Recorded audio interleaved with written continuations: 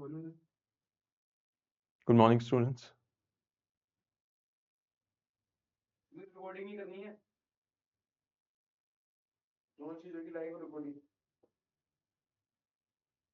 Done? Hi. Good morning, students. Let me first introduce myself. My name is Ankur Sharma, and I'll be teaching internal security in relation to GS paper 3 in the UPSC Civil Services examination. A little bit of my background. I've done PhD in international relations from South Asian University. I was All India Rank 3 in UGC NET International Relations. I've also qualified for UGC NET Political Science, and I've been teaching UPSC students for give and take about 10 years now. What we'll be learning throughout these classes is internal security from the perspective of prelims and from mains examination. What we're going to do throughout the classes is understand both the static part and the current affairs part. We're also going to understand everything as according to the syllabus. We're going to discuss the 10-year PYQs also. When I say discussion of the PYQs, it doesn't only mean that I'm going to show you what the questions were. We're going to discuss on why they were asked, how you should format the answer of those questions, and we're going to undertake answer writing practice also.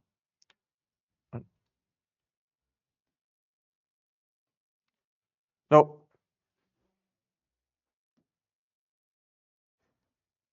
one of the first thing is that we're going to understand on how the syllabus is formed in the UPSC examination for GS paper 3.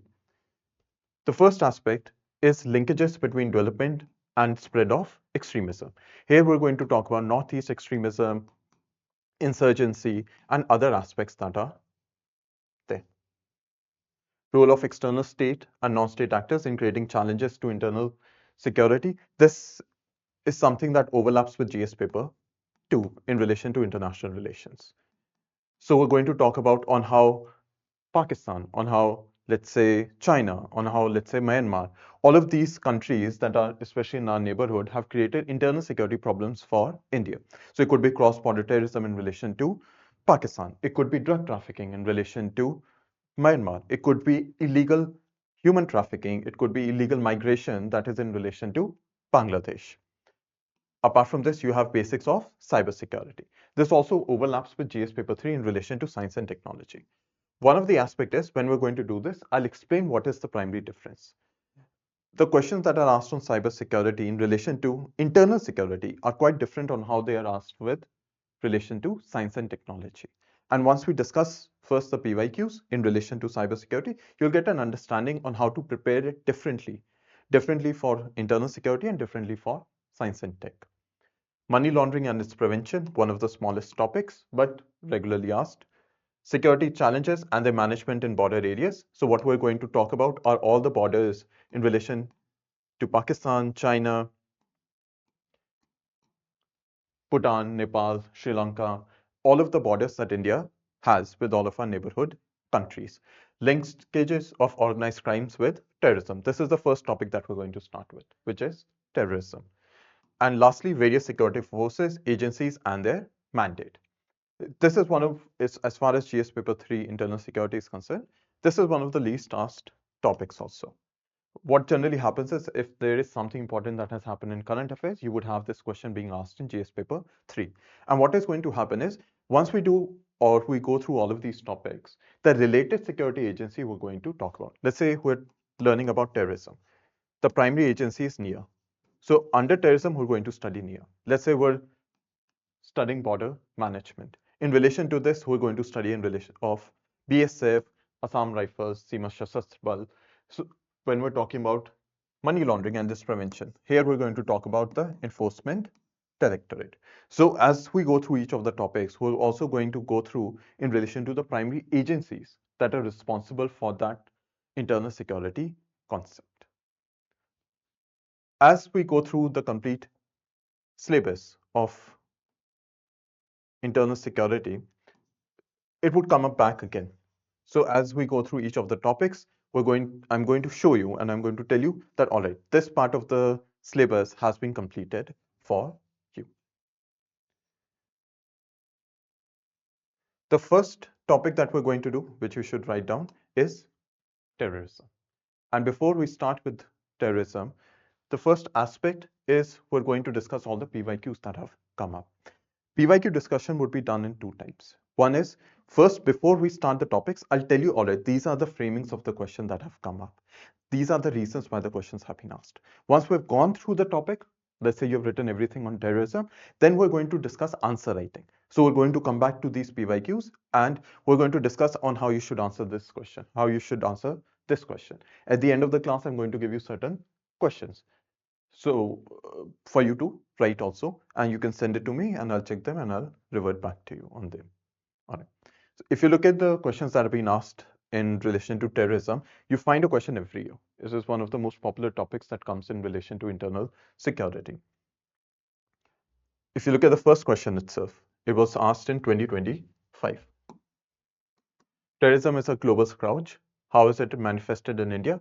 Elaborate with contemporary examples. What are the countermeasures adopted by the state? Explain. The primary reason why you find this question is because of Pahalgam and Operation Sindhu. So it was in relation to current affairs that you find this particular question being asked. And we're going to go through this. I'm going to make you write on Operation Sindoor also, and how India actually handles cross-border terrorism that comes from Pakistan. If you look at these primary questions, they are generally divided into two parts. You have current affairs questions and you have static questions. The 2025 question is current affairs. It had to do with the Operation Sindoor and the Pahalgam terror attack. If you look at the second question, explain how narco-terrorism has emerged as a serious threat across the countries, suggest suitable measures to counter narco-terrorism. It is a static question. It is something that you prepare in 2026, you prepare in 2025, you prepare in 2014 also, in 10 years back when the syllabus was changed. If you look at this question asked in 2023, winning the hearts and minds in terrorism affected area is a step in restoring the trust of the population. Discuss the measures that have been taken in Jammu and Kashmir. This was in relation to current affairs. Why? Because Article 370 was removed. There were certain terrorist attacks that had happened in Jammu and Kashmir also, Pahalgam, Uri and others. And one of the measures that Government of India came up with is we need to win the hearts and minds of the people of Jammu and Kashmir so that there is no local support to cross-border terrorism within Jammu and Kashmir. So this also had to do with current affairs. Give out the major sources of terror funding in India. In relation, there was a particular conference that India held in 2022. And in relation to this, they talked about terror financing. Now, terror financing in itself is a static topic. But it was asked in relation to a particular conference that India held in 2022. And if you look at this type of question, what is happening is that, yes, the question does derive from current affairs. That there is a particular conference, we talked about terror financing, what were the major issues that we talked about there, and what were the remedial measures that came out of that particular conference. You had to write that in the answer. But terror financing in itself is a static topic. And we're going to then study both of them accordingly. Discuss the types of organized crimes, describe the linkages between terrorist and organized crime that exist at the national and transnational level. Static, completely static question. Because if you look at the syllabus systems, it has linkages of organized crimes with terrorism. What is organized crimes? Drug trafficking. How does drug trafficking lead to terrorism? Human trafficking is organized crime. How does it lead to terrorism? Illegal migration is organized crimes. How does it lead to terrorism? So once we've done certain topics in relation to terrorism, we're going to talk about various aspects of organized crimes, much more specifically in relation to terrorism. So if you look at this type of question that has come up, narco-terrorism. Narco is an organized crime. You can find drug trade going up in Delhi, Bangalore, Kolkata, near universities and all of this. That is an organized crimes. But when that money that is derived from drug trafficking, that is derived from selling drugs, and it is used for terrorism purposes, then you're having linkages of organized crimes with terrorism. So within the GS3 syllabus, it is much more precise that you need to talk about how both of those two things are linked together. I'll give you an example. You take Bangladesh, there is illegal migration that is coming in from Bangladesh. It is leading to demographic changes and other issues that are there in West Bengal, Assam, northeastern states. But that same illegal trafficking network or illegal migration that comes in from Bangladesh has also led to fake Indian currency notes coming into India, has also led to terrorists using the Bangladeshi route to come into India, terrorists using Bangladeshi route for arms trafficking into India. That is the linkages of organized crimes with terrorism. If you look at, let's say, the 1993 Bombay blast, you look at Dawood Ibrahim, he was involved in organized crimes within Mumbai for a very long time. But as soon as that organized crime got linked with the Bombay blast, that is the specific area which GS3 looks to, on how these aspects of organized crimes link or cause or create problems of terrorism within India, on how they are misutilized by Pakistan and other agents that want to undertake terrorism within India. If you look at this question in 2021, analyze the complexity and intensity of terrorism, its causes, linkages, obnoxious nexus, suggest measures to eradicate terrorism. Static.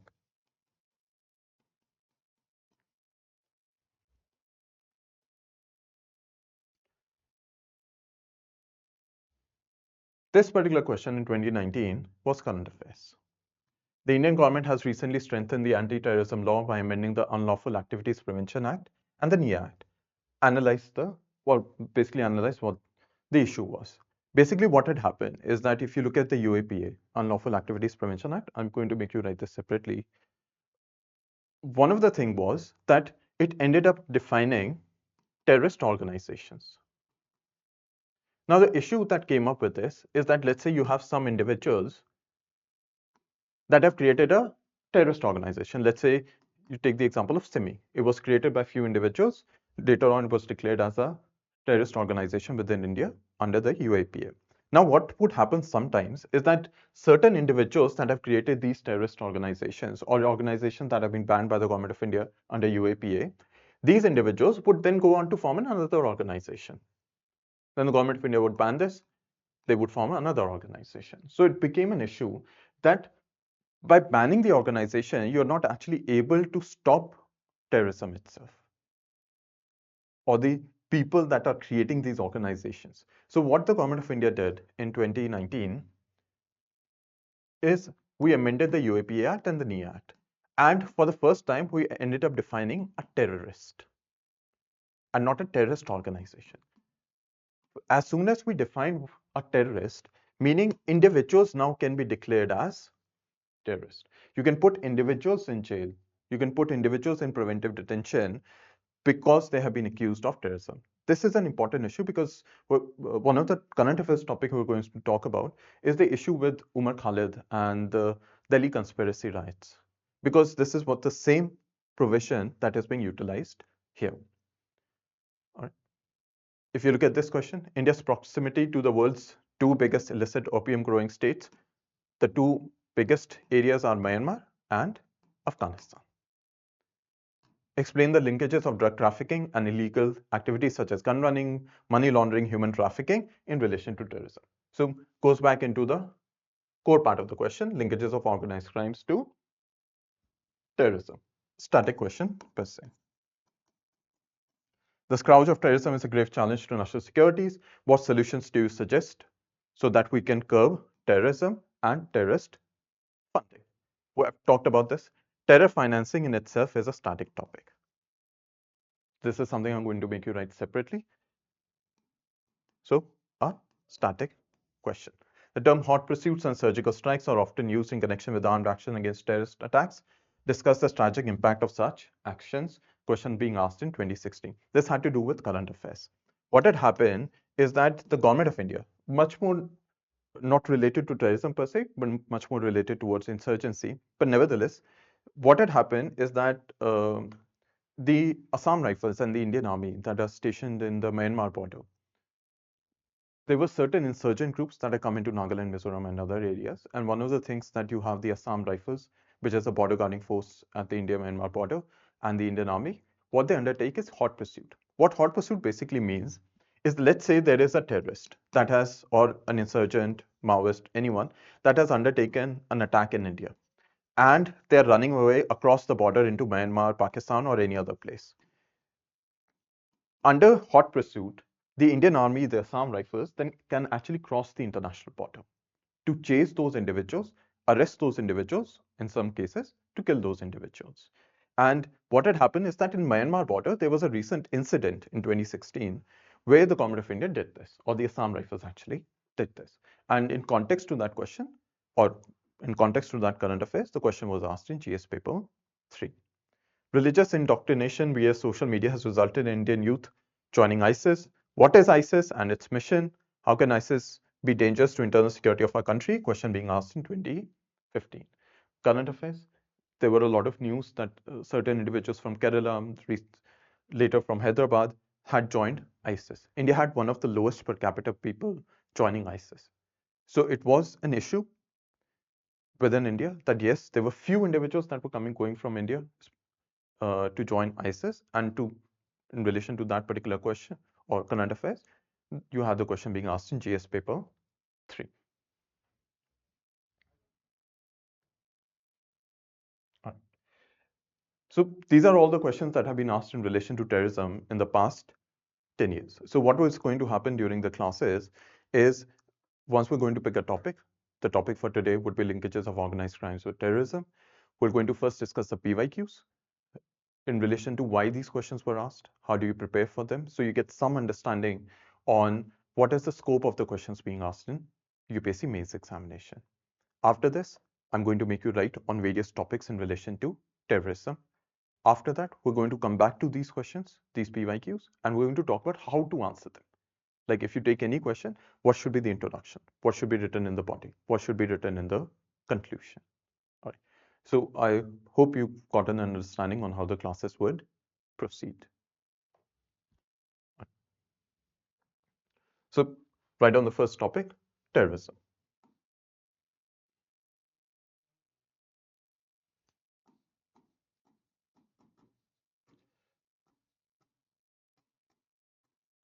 Now, in relation to terrorism, there's certain current affairs topics and there's certain static topics. The first thing we're going to do are the current affairs topics. In relation to current affairs topics, you have first, which is Operation Sindoor and the Pahalgam terror attack. The second topic is that we're going to talk about is what is known as white collar terrorism. White collar terrorism has been in the news because of the Delhi blast. You had doctors and engineers that were involved in this particular terrorist attack, whereby you had the Red Fort bomb blast also. Last year also you had this bomb blast that happened in Bangalore, and that also is a form of white collar terrorism. So for the past 2 years, you have this particular term, which is known as white collar terrorism, coming up in the Hindu, the Indian Express, and other places. So it's a likely question that can be asked in the mains examination.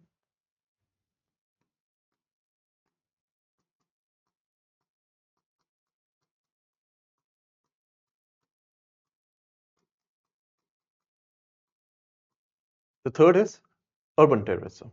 This is again has been in the news for the past 2 years, where you have a shift whereby this has been there in India in the past also. But one of the questions that you find in GS paper 3 are much more related to cross-border terrorism, like the Uri attack and Pankot that happened in Jammu and Kashmir. Long back in the 80s, it used to happen in Punjab also. But what has happened in the past 20 years, give and take, is an emergence of what is known as urban terrorism. So this Delhi bomb blast is an aspect of urban terrorism.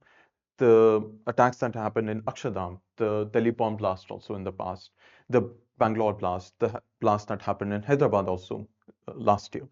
All of these are aspects of urban terrorism, whereby you find terrorist organizations or terrorist individuals targeting urban areas much more specifically. So this is another current affairs topic. It's not been yet asked in GS paper 3 that we're also going to talk about. And the fourth is in relation to UAPA, or much more specifically, the Delhi conspiracy case, which is in relation to Umar Khalid and all of this. Because there have been certain issues that have come up with UAPA, that is in relation to terrorism or the definition of terrorist under UAPA, that is also something we're going to cover in the class. So these are the 4 topics that have come up in current affairs in the past 2 years that we're going to cover in the class. Apart from this, there are certain static topics in relation to terrorism also that we're going to talk about. Narco-terrorism and all of these smaller topics that are there that I'm also going to make you write down. All right. I hope everything is clear on how the classes would move forward. Write down the first topic.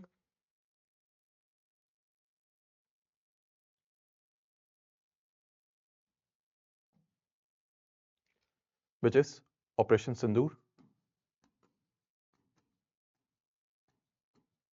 and the Pahalgam terror attack.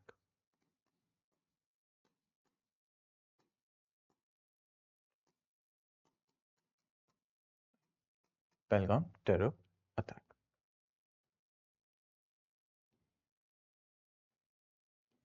All right.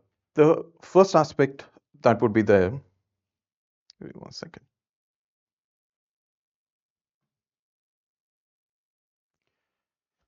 Is why did it happen? Why was India able, or why did India not able to actually stop the Pahalgam terror attack from happening? So what are the primary reasons that went into why we were attacked during the Pahalgam or in Pahalgam itself?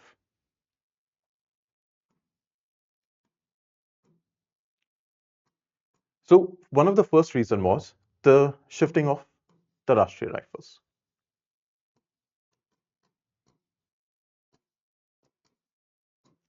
One of the things that ended up happening is you need some background understanding of this.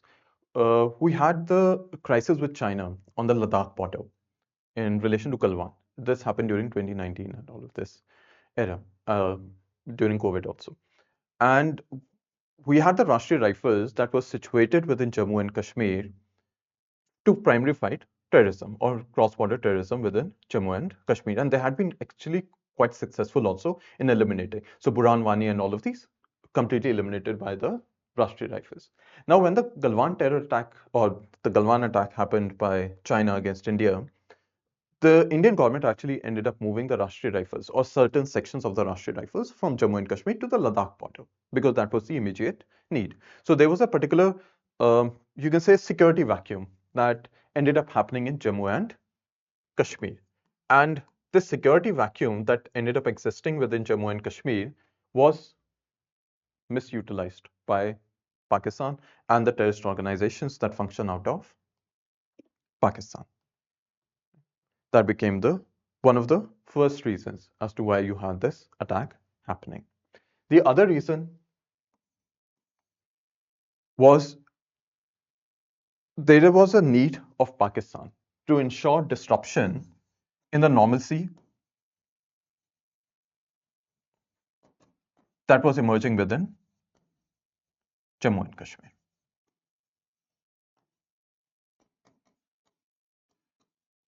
Once Jammu Kashmir was turned into a union territory, and this was happening for the not just when it was turned into a union territory, it was happening for a while now, that there was a decline in terrorism within Jammu and Kashmir. If you look at the statistics within, and this is something you can use in your exam, in 2011 there were more than 4,000 terrorist attacks within Jammu and Kashmir.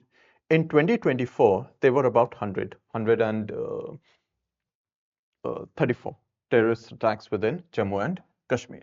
What this ended up showing is that, yes, terrorism had not ended within Jammu and Kashmir, but there was a massive decline in terms of terrorist activities and terrorist attacks that were happening in Jammu and Kashmir. So there was a return of normalcy that you would end up seeing that has come into Jammu and Kashmir. And one of the things that the terrorist organizations and Pakistan intended to do was disrupt this normalcy that was returning to Jammu and Kashmir. The third reason was to rehyphenate India and Pakistan. This is something Dr. Jaishankar also talks about in his book also. And the core idea being is that because of the economic development that India has undertaken, where the world's largest emerging economy, one of the largest military also, and if you look at the newspapers, let's say 30 years ago, it was also India was hyphenated with Pakistan. Like India, Pakistan may go to a war. India, Pakistan are poverty ridden. India, Pakistan have these problems. India, Pakistan have hunger. So our hyphenation was with Pakistan in a negative sense. What had happened in the past few years is that this hyphenation with Pakistan stopped. Our hyphenation started with China. India and China are the largest emerging economy. India and China are the next superpowers. India and China are undertaking these kind of activities. So what had happened is that the hyphenation stopped with Pakistan. And it created a particular problem for Pakistan that its importance in international affairs had reduced. One of the things that was happening in India during this period is that you had the visit of the US Vice President in India. And he was in India when the Pahalgam terror attack happened. And one of the things that Pakistan intended to do is that it wanted to shift the conversation back to India and Pakistan. It wanted to re-hyphenate India and Pakistan. One of the major, you can say, initiatives that the government of India has been undertaking is to ensure it doesn't happen. We don't want to be tagged next to Pakistan. We don't want the hyphenation to come back with Pakistan. We want the hyphenation to be there with China, with other developing, or you can say in positive sense. And this is something that is not liked by the Pakistanis. The other aspect as to why it ended up happening was to disrupt tourism within Jammu and Kashmir. This is something that is quite common that we do see in relation to cross-border terrorism from Pakistan. Is that if you look at the terrorist attacks that are happening in Jammu and Kashmir, most of them end up happening during the summer months because it's difficult to do it in anyways during the winter months, but to also disrupt the tourism industry that is there in Jammu and Kashmir. So it creates a vicious cycle within Jammu and Kashmir.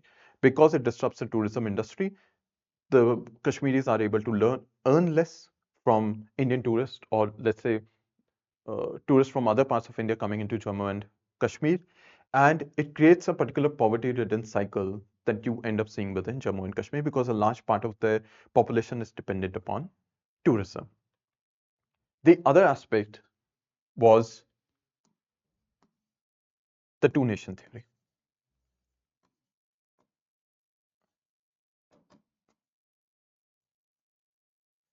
There was a famous or infamous speech that was given by Asim Munir.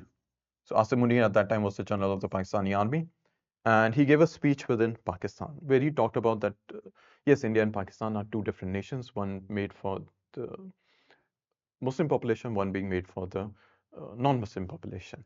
And he ended up praising the two-nation theory that became the reason for the partition of India.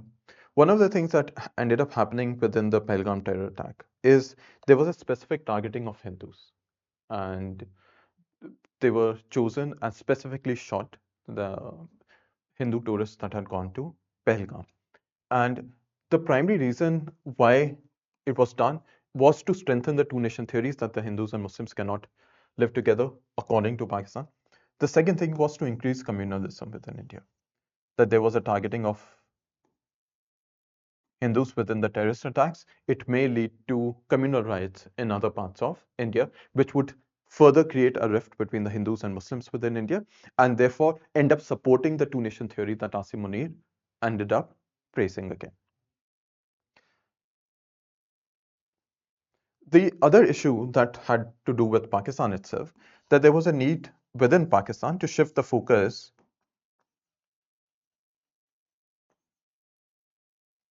from the problems that they're having in Khyber Pakhtunkhwa and Balochistan.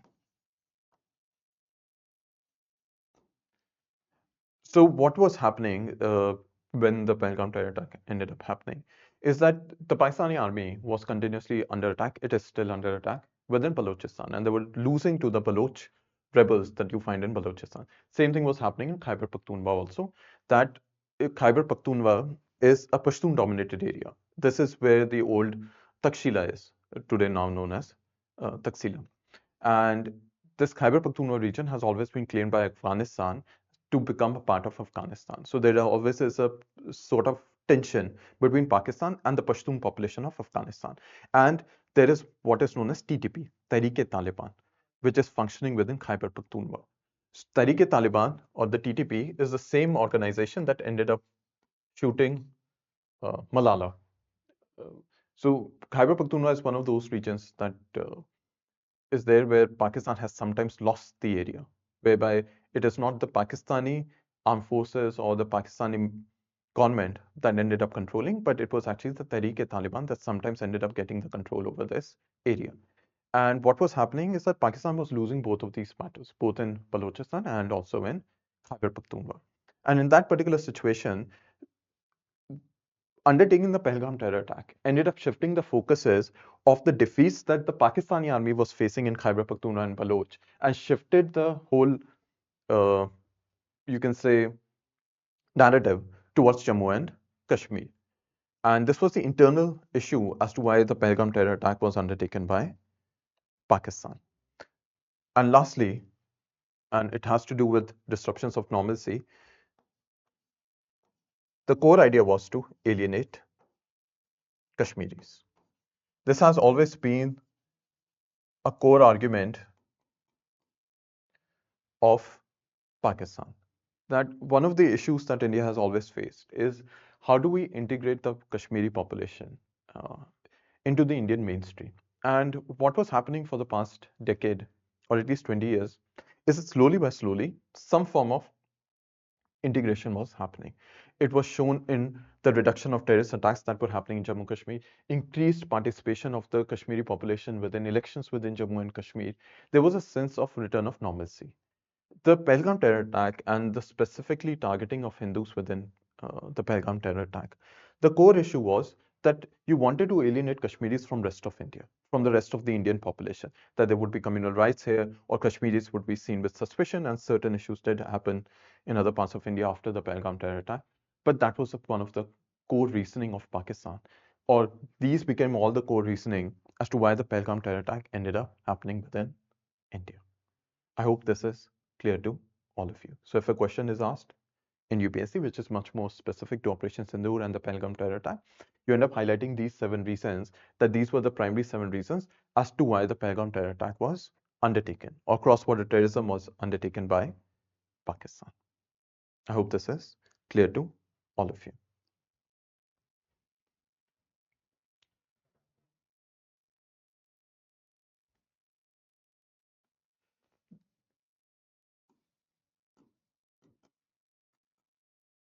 The second part of the question is, why does Pakistan undertakes cross-border terrorism?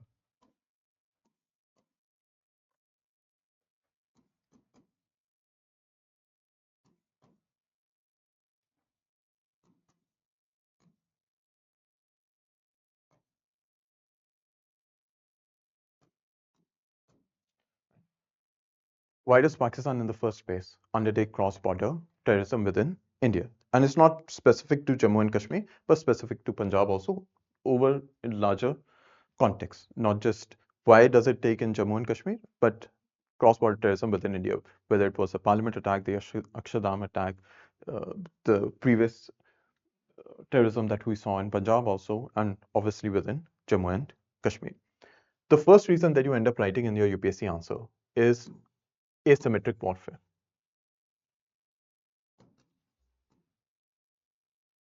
That is one of the primary reasons why Pakistan indulges in cross-border terrorism, asymmetric warfare. What happens is, if you look at the Pakistani conventional army and then you compare it with India, Pakistan really does not have any form of equality in terms of the Indian military. It cannot take India or function against India in terms of a conventional war. That is why they have lost almost every war, or technically every war that they have fought with India, whether it's 48, 71, 65, or the Kargil war, irrespective of what they try to say. And one of the things that you find in Pakistan is the realization that they have to undertake asymmetric warfare. And it goes back into an old saying that comes from the Chinese actually, that hurting with 1,000 cuts. So this was one of the issues that, or one of the practices that was there in China, is that if there was a particular prisoner of war, 1,000 small cuts would be made throughout the body. And what would happen is the person would slowly bleed to death. And it would take few days for that person to die. And it would be a very agonizing death. One of the aspects of Pakistani understanding is that they consider that they cannot defeat India or even take on India in a conventional war. So what we're going to do, or the Pakistani belief is that we'll undertake terrorism and create issues within India, whether it was in Punjab, whether it is in Jammu Kashmir or other parts of India. And this is known as asymmetric warfare. And that became a primary or one of the first reasons why Pakistan indulges in cross-border terrorism. The second issue is managed escalation. And this is much more specific to Pahalgam terror attack also. Managed escalation. What happens generally is that whenever you have a terrorist attack undertaken by the Pakistani, what does India do? We stop talking to the Pakistanis. And in some cases, which we have seen with the current government, is that we take some form of retaliatory action. So when let's say you take an example, when the parliament attack happened during Atal Bihari Vajpayee's time, what did the government do? We stopped talking to the Pakistanis and we ended up sending the Indian military on the India-Pakistan border, but there was no military action that India undertook. Same thing during 26/11, we had a terrorist attack in Mumbai and there was no major reaction from the government of India. During the current government is that yes, you have seen some form of retaliatory actions. So one of the issue was that there was an attack on India, we ended up undertaking the surgical strike. Another terrorist attack, we undertook the Balakot airstrike.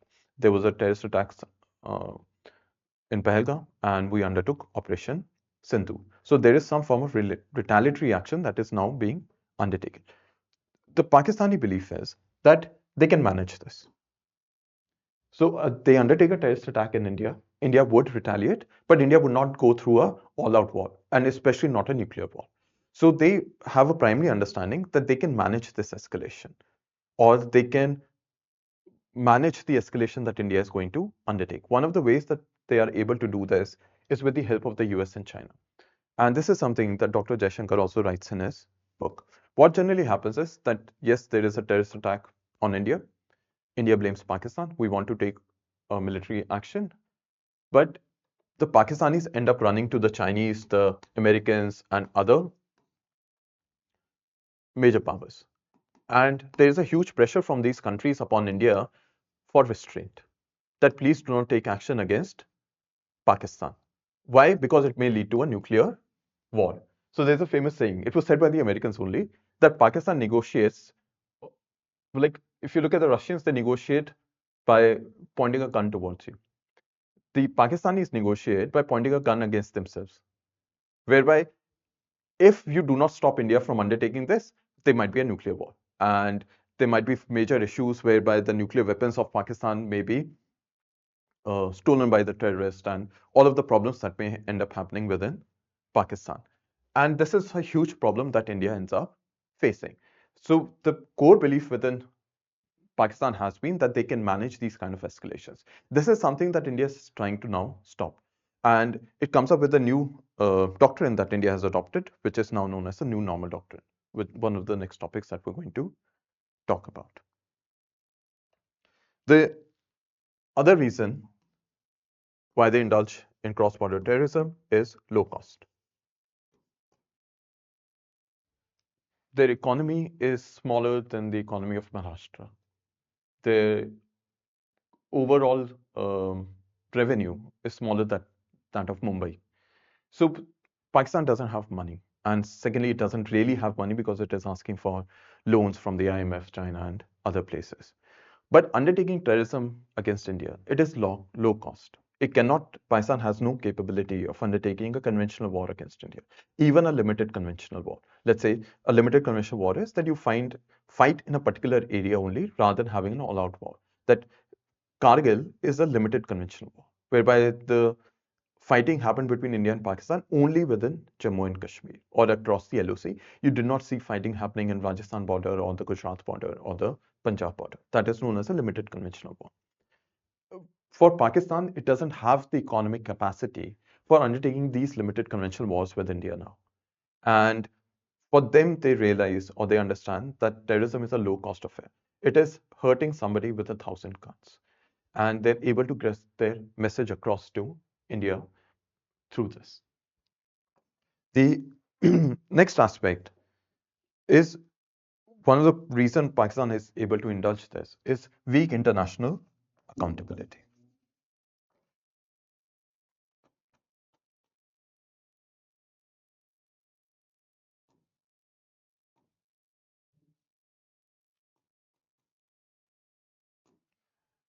Weak international accountability.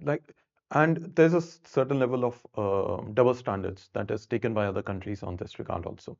Like if you take a look at Hamas, when it has undertaken terrorist attacks against Israel, Hamas has been banned by almost every country. Hamas accounts and other aspects have been completely sealed by the major powers. Similarly, when the Chechens used to undertake terrorist attacks against the Russians, same thing happened, whereby the major powers ensured that this would not, all the Chechen terrorist organizations are kept in control. Same thing happens in relation to China and the terrorist activities in Xinjiang province. Pakistan is one of the few countries whereby they're able to undertake terrorism against India, but do not face accountability in terms of international. If you look at when the Pahalgam terror attack happened, one of the things that happened soon afterwards is that they got an IMF loan. If there is a particular country that is undertaking terrorism, if it had been, let's say, the United States or any other country, you would find all the major powers coming together and ensuring that that terrorist organization is stopped, whether it was Al Qaeda or the war they undertook in Afghanistan. In relation to Pakistan and India, the same accountability mechanism is not there. The other issue that also ends up happening is that whenever India tries to undertake accountability, even through military actions against Pakistan, were stopped by the major powers. So whether it was Operation Sindoor, whether it was the surgical strikes, whether it was the Balakot air strikes, every time you would have calls coming in from the Chinese and the Americans and the British and the French and the Qataris and the Emiratis and the Saudis, do not or restrain yourself because it may lead to a nuclear war. So whenever India also tries to undertake accountability against the Pakistanis, that is also stopped by the international major powers. And this is one of the primary issues that the government of India is trying to also overcome. How do you ensure the end of cross-border terrorism by Pakistan? And how do you get the international community to also support you within this regard? All right. So these are the four primary reasons as to why Pakistan is able to get away with cross-border terrorism. All right. Coming to the last part of this.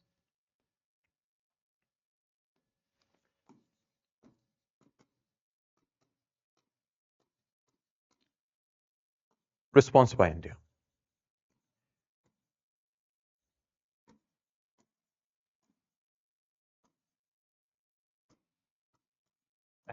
So after the Pahalgam terror attack, what was the response by India? The first thing that ended up happening is that we put the Indus Water Treaty in abeyance.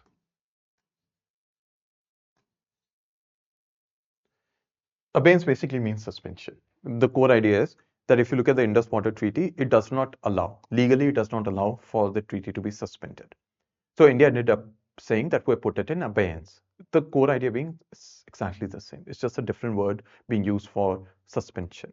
So as of now, we're not sharing hydrological information. We're only sharing in relation to emergencies.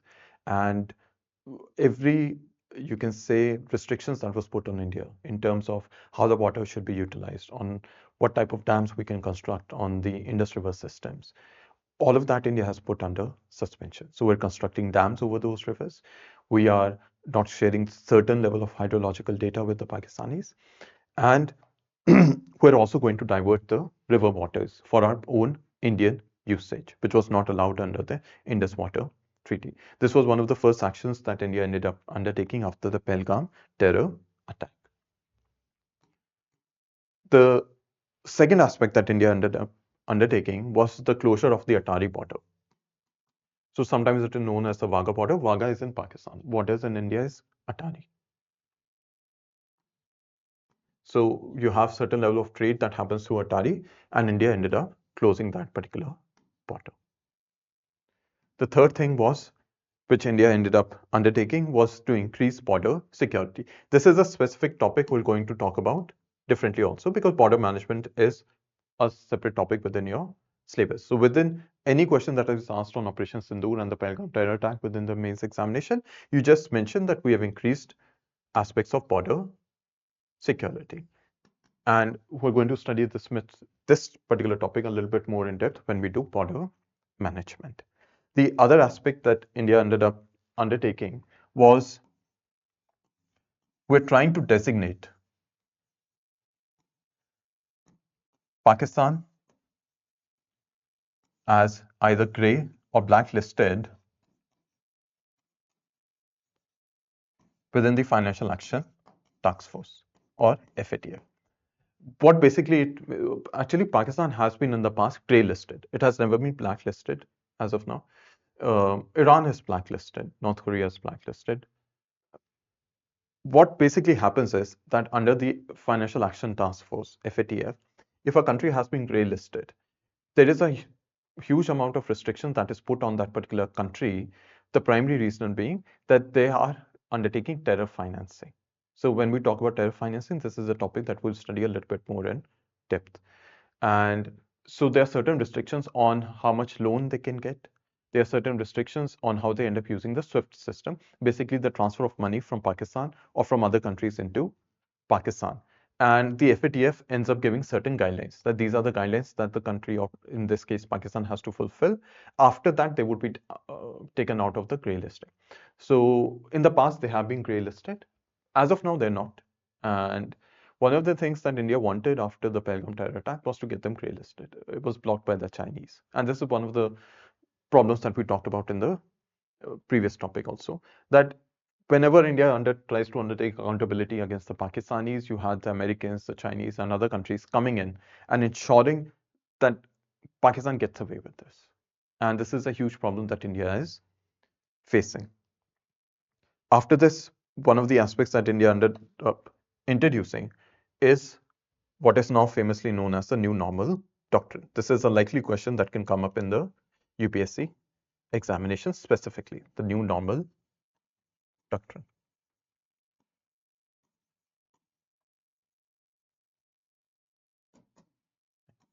Now, the new normal doctrine has three aspects to this.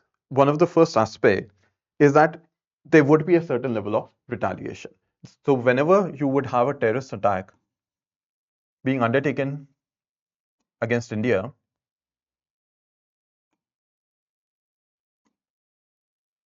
you would have a retaliation by the government of India. And in this case, Operation Sindoor. We have seen this in the past also. So the Balakot airstrike, the surgical airstrike, or sorry, the surgical strike, all of these are retaliation. These are part of the new normal doctrine. The core idea of the new normal is this is the normal relation of now India and Pakistan.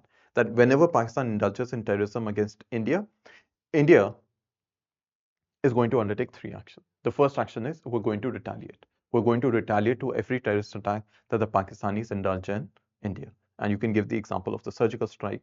You can give the example of Balakot strike. You can give the example of the Operation Sindoor. The second aspect of this is no tolerance of nuclear blackmail.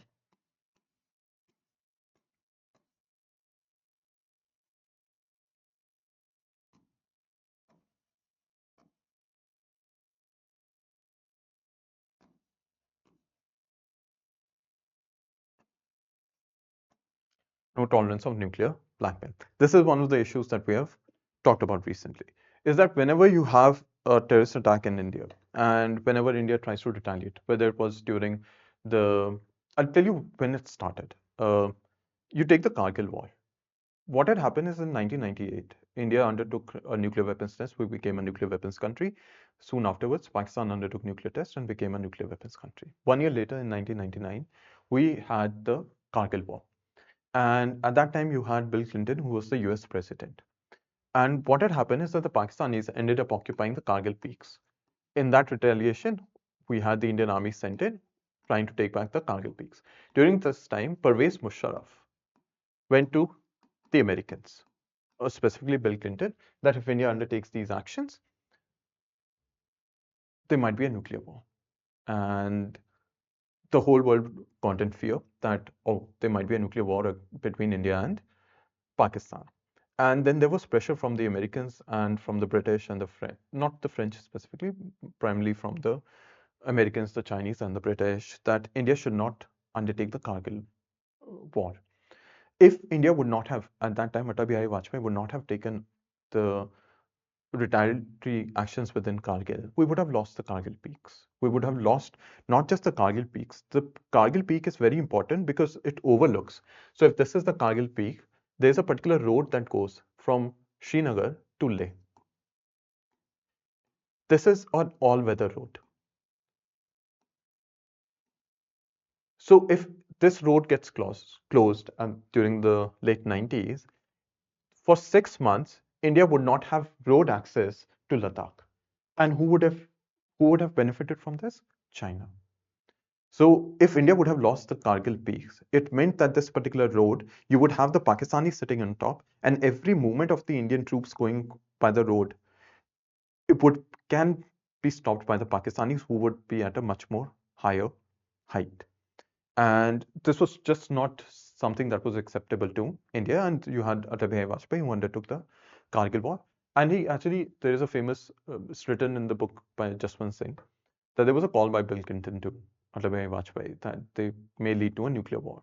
And there's a famous line that Atal Bihari Vajpayee ends up saying, that if Pakistan were to attack India with nuclear weapons, or if Pakistan were to undertake a nuclear war, there would not be a Pakistan left tomorrow morning. So this was the complete out threat given by India, that if Pakistan indulges in a nuclear war with India, there would not be a Pakistani left the next day. And India ended up winning the Kargil war, and we took back all the peaks that were there. But this is something that the Pakistani now continuously utilize. When the parliament attack happened, this was also during Atal Bihari Vajpayee's time, we ended up sending the Indian military on the border, and I think it was known as Operation Prakram. And Pakistanis again ran to the Americans, the Chinese, that it may lead to a nuclear war. And there was then pressure on India not to do anything. Same thing happened during 26/11, same thing happened during Uri, same thing happened during Pathankot, same thing now happened during Operation Sindhu. That there's a huge pressure on India coming from these countries. And Dr. Jaishankar in his book also talks about this, that it is not India that fears nuclear war. It is not India that is being blackmailed with nuclear weapons. It is the world that is being blackmailed with nuclear weapons. It is the world that gets the fear. We do not fear the use of nuclear weapons by the Pakistanis. India doesn't fear the use of nuclear weapons by the Pakistanis, but the world fears that there might be a nuclear war. And therefore, they put pressure on us, put pressure on India, which is the victim of cross-border terrorism, to restrain themselves. And if you look at these countries, the same that are pressurizing India, you look at the Americans, they undertook the Afghan war, the Iraq war, bombing of Libya, bombing of multiple countries within the Middle East. Why? Because they were attacked in 9/11. Same thing UK did after the London bombings. Same thing the Chinese have been doing within Xinjiang. The same thing the Russians did in relation to Chechnya. But the only pressure that comes is on us, that this may lead to a nuclear war. Now, under the new normal doctrine, India has completely said that there would be zero tolerance towards this nuclear blackmail. We're going to undertake retaliatory action. If it leads to nuclear war, let it lead to nuclear war. But the pressure should be on these countries to stop Pakistanis from using nuclear war or nuclear weapons.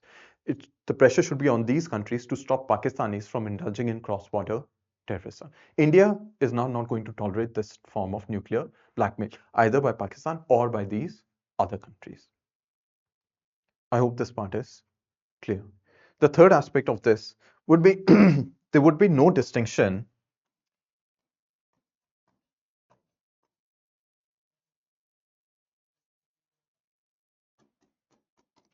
between terrorist and the state. So one of the line that we end up using is state-sponsored terrorism in relation to Pakistan, meaning it is the Pakistani government that ends up sponsoring terrorism within India. And if you look at when the surgical strike was undertaken and the Balakot strike, India ended up saying that we're only targeting terrorist camps. We're only targeting terrorists that are there in Jammu and Kashmir. So India has always tried to make a distinction between the terrorists that are undertaking the terrorist actions like the Lashkar-e-Taiba and other Jaish-e-Mohammed and others. And we make a distinction between the Pakistani sponsors or the Pakistani state like the ISI and others that are sponsoring these terrorist organizations. After Operation Sindhu, with the new normal doctrine, we said we're not going to make that distinction. We're not going to make a distinction between a terrorist camps and the Pakistani army camp. That is why we ended up attacking the Noor Jahan air base also. It was a Pakistani asset. It was a Pakistani state asset. It belonged to the Pakistani Air Force. And we ended up saying that we don't care. We don't care between what is a terrorist camp and what is a Pakistani camp. And if you're going to sponsor terrorism in India, we're not going to now adhere to these type of distinctions. We're going to target both the terrorist camps, which we did during Operation Sindhu, and we're going to target Pakistani camps, which we did the Noor Jahan base also. I hope this part is clear. These are the three aspects of the new normal doctrine. Any question that comes on cross-border terrorism, Pakistani terrorism, Operation Sindhu, Pahalgam, you need to mention the new normal doctrine. All right.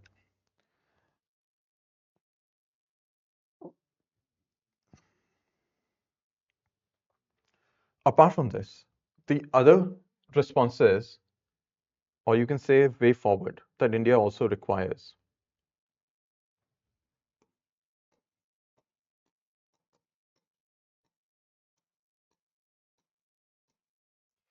First aspect would be, we need long-term deterrence.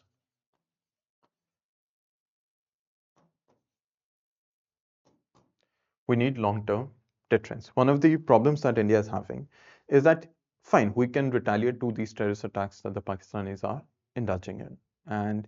But how do we stop Pakistanis from indulging in terrorism in the first place? How do we stop them from undertaking terrorism against India? So we need a long-term deterrence. Deterrence, the core idea is you stop somebody from doing something.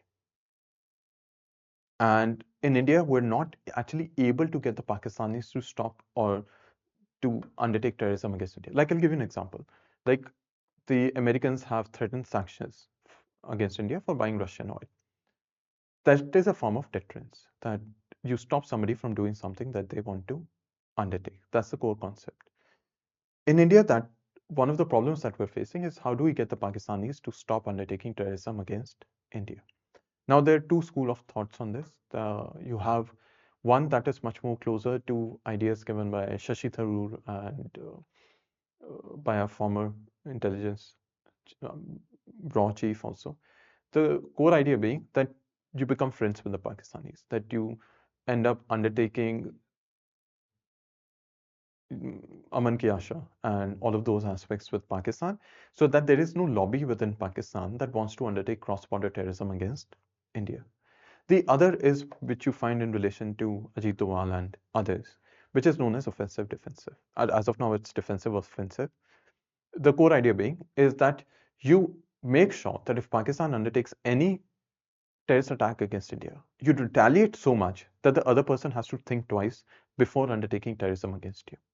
You create such a situation, like this is what the Israelis do. If you look at the Israel-Hamas war, when the October 6th attack happened against Israel, or the terrorist attack happened against Israel, I'm not talking about the moral part of this, but Israel ended up completely destroying half of Gaza. It made a certain level of genocide that ended up occurring within Gaza. It created such a situation that, or presumption is, that anyone now who wants to undertake a terrorist attack against the Israelis, they would now think twice because of the massive retaliation that will be at the other end. And this is the primary view that comes with Ajit Doval and others within that camp, that you take such a huge retaliation that the Pakistanis have to think twice before undertaking terrorism against India. But it's up to you. I'm not going to suggest which thought process you should put in your UPSC answer. If you want to put both, you put both. But if you're much more comfortable with the idea of that long-term friendship and Aman Ki Asha is the way to go, then you write that. There's nothing wrong with this. There are very strong people in India that feel according that should be the solution. Or you can talk about defensive offensive or the Ajit Doval doctrine. The core idea being that you undertake such an offensive action that Pakistani thinks twice before undertaking cross-border terrorism against India. The other aspect that you end up underwriting is sustained intelligence.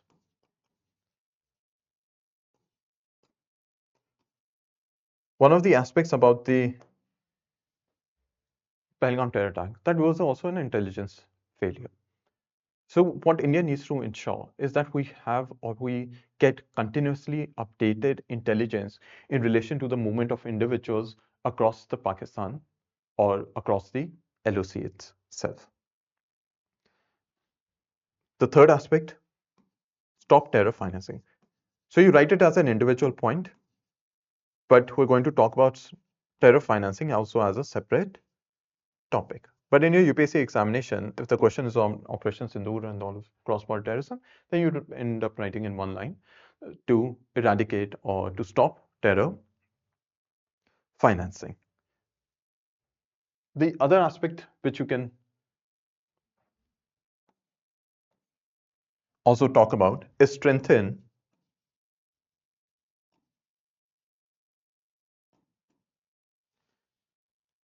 international lobby against Pakistan.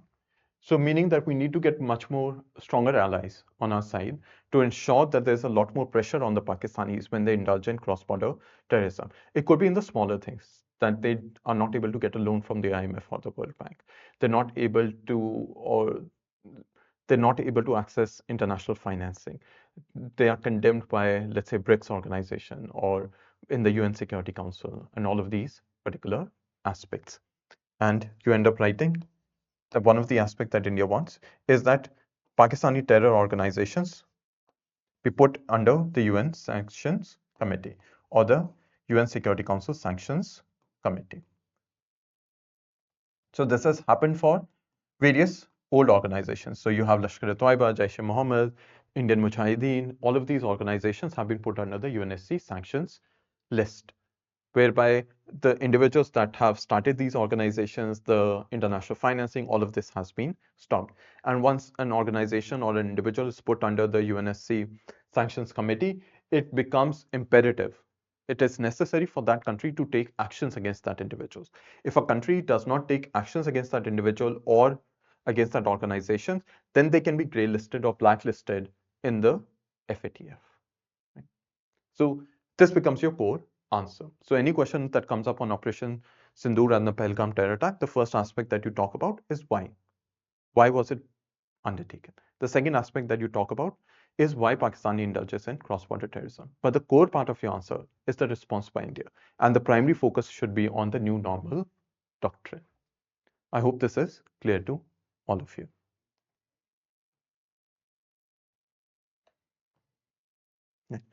And as far as the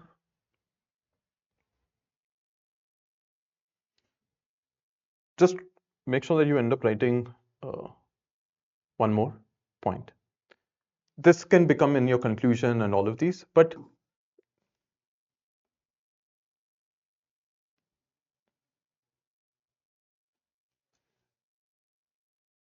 which is one of the aspects that India really does need to ensure is to ensure normalcy in Kashmir. And in this situation, you write a famous line that was said by Atal Bihari Vajpayee, which was Kashmiriyat,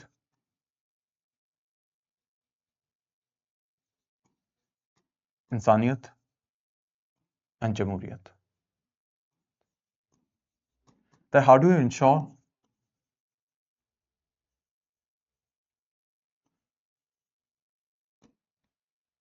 normalcy within Jammu and Kashmir? And he gave a very famous slogan when he was the Prime Minister.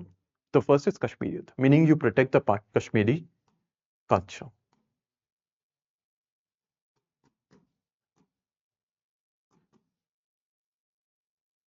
Second is Insaniyat, humanity. That you do not see it as only a security problem or a military solution. You see it as a people's problem. You work with the Kashmiris in terms of humane or in terms of humanity. And the last is Jamhuriyat, which means democracy. That the primary solution to the problems that lie within Jammu and Kashmir, it can only be resolved through democracy. So you need to ensure that you strengthen the institutions of democracy within Jammu and Kashmir. And this becomes the primary last part of your answer as part of the way forward. That in relation to every terror attack, we always need to ensure that there is normalcy in Jammu and Kashmir. And you write Atal Bihari Vajpayee's famous slogan, Kashmiriyat, Insaniyat, Jamhuriyat. I hope this is clear to all of you.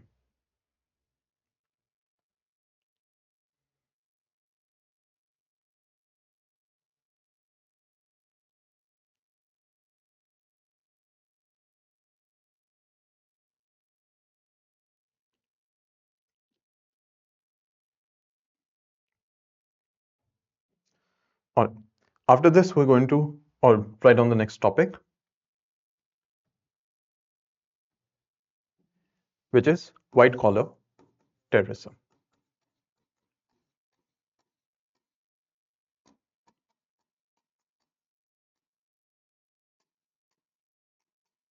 White collar terrorism. This has been in the news because of the Delhi blast, and it was in the news last year also because of the Bangalore blast. It was in news before that also because of the Hyderabad blast. So this is one of those topics on which UPSC till date has not asked a question, and it is likely because it has been in the current affairs for a while.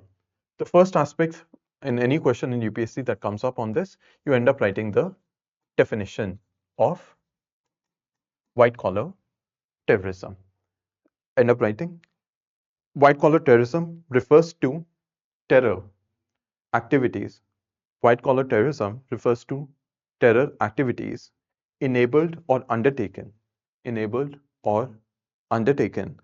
by educated and economically privileged individuals. Undertaken by educated and economically privileged individual. So it's basically terror activities by educated and economically privileged individuals. This is what we saw during the Delhi blast, that the people that were part of this, they were doctors. And in the past, there have been engineers, there have been basically educated individuals that have taken or participated in terror activities. Now, there is a particular key feature that separates white collar terrorism from what is known as conventional terrorism.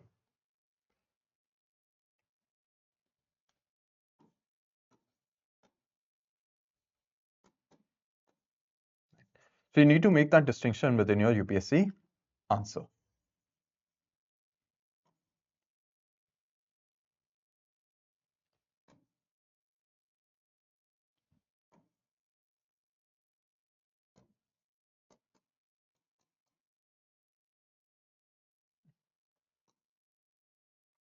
So there's a certain level of difference between, let's say, the conventional terrorism, like what happened in Pahalgam, what happened in the 26/11, Ajmal Kasab, and all of these, and white collar terrorism, that what happened during the Delhi blast. The first aspect is that white collar terrorists have indirect rather than direct violence or overt violence.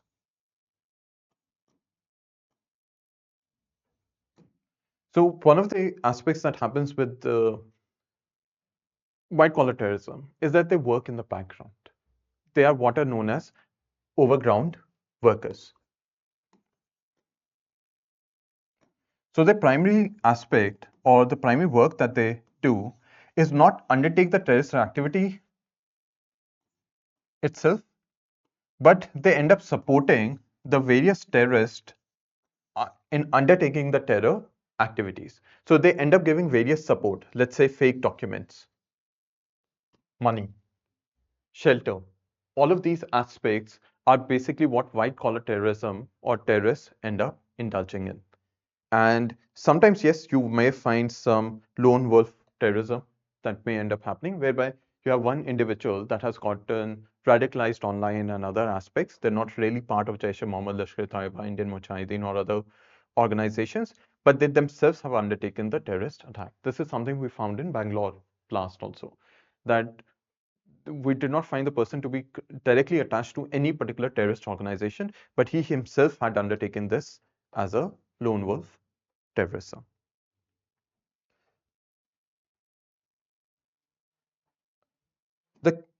key features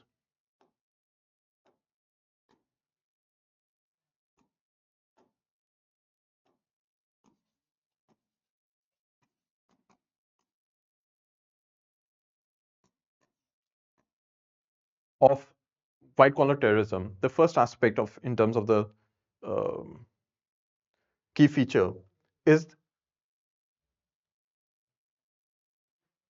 they remain in background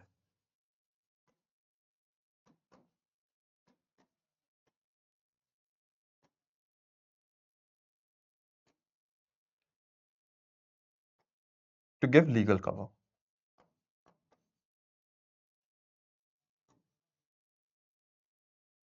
Like if you take the Delhi bomb blast, and one of the things that ended up happening is that why did they have so much ammonium nitrate? So let's say you're helping terrorists, you're a white collar terrorist, you end up forming a lab, you're a doctor or you're a chemist, and you therefore need ammonium nitrate for your business purposes or official purposes, and then you end up stockpiling it. So what would happen is that they remain in the background. They end up helping the terrorist to carry out the terrorist attack, but they end up giving a legal cover to that particular individuals. All right, this is the reason why they have so much ammonium nitrate. This is where they got the shelter from. This is where they got the car from. This is how they got the fake documents. So what happens is that if you look at what are known as sleeper cells, meaning terrorists that end up staying in India for months or years, how are they able to survive in India? They're able to survive because of the support that they get from white collar terrorists. They are the ones that provide them with fake documents, provide them with shelter, provide them with jobs, provide them with various other aspects.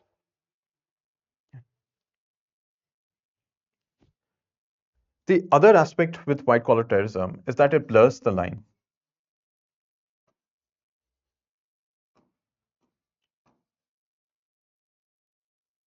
between crime and terror.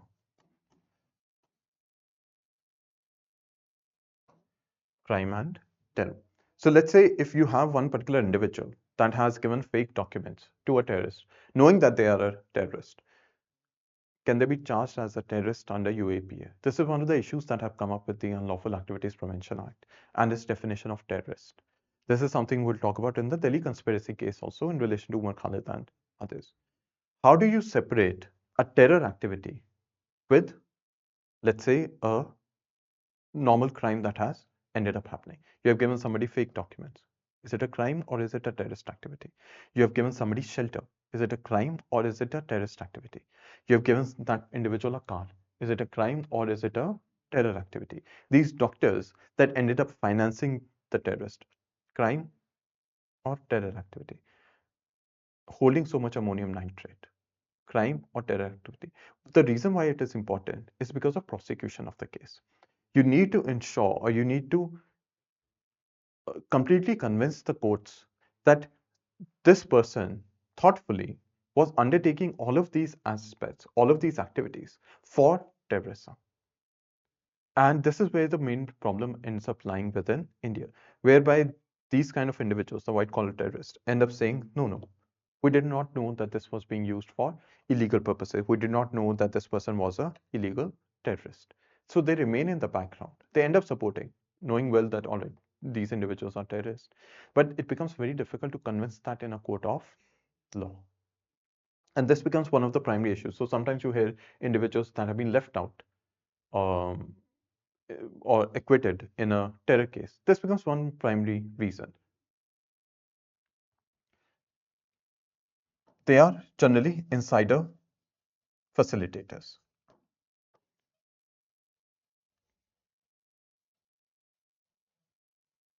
Meaning they end up providing fake documents, shelters, money, and all of these smaller things that you would find a terrorist or a terrorist organization requiring. Right? So even if terrorists that have come from outside, like when we talk about 2611, it has always been alleged and said that uh, when you look at 2611, the way that these terrorists like Ajmal Kasam and others were able to enter Mumbai and walk around Mumbai and know exactly where the Taj Hotel is, know exactly where the Jewish compounders, know exactly where the railway station is. They would have had insider information. They would have somebody that was helping them from the inside. Those individuals would then be classified as white collar terrorists. And therefore, they are primarily what are known as insider facilitators. Apart from this, they also end up providing what is known as legal and medical aid.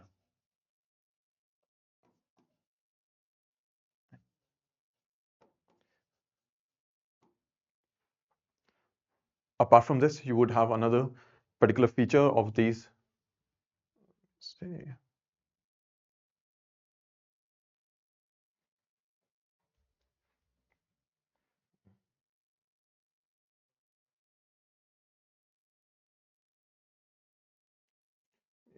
put it here.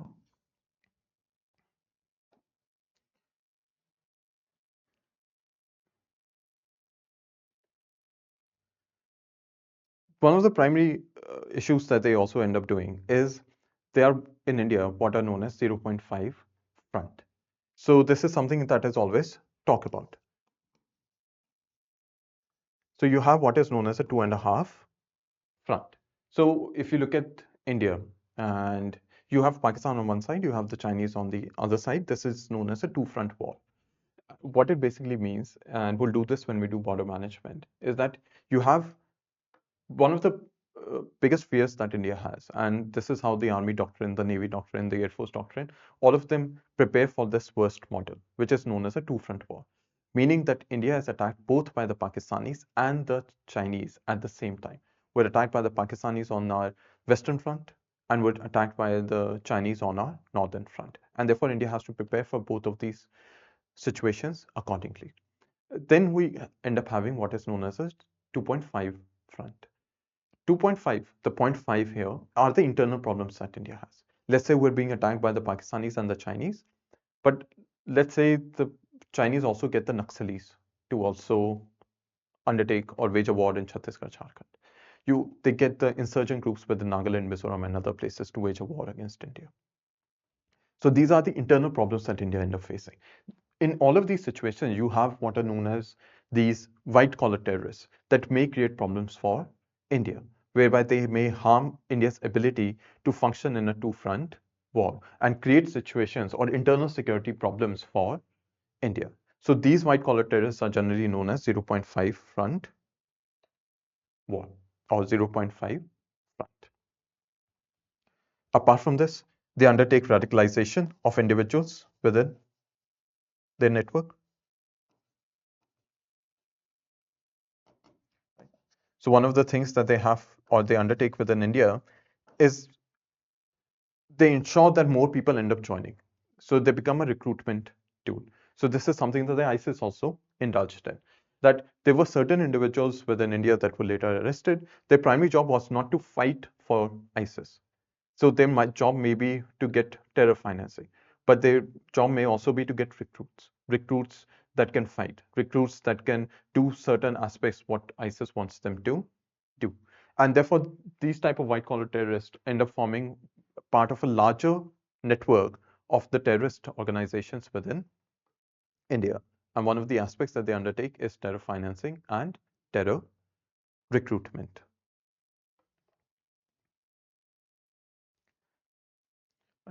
So these become the various key features of white collar terrorism.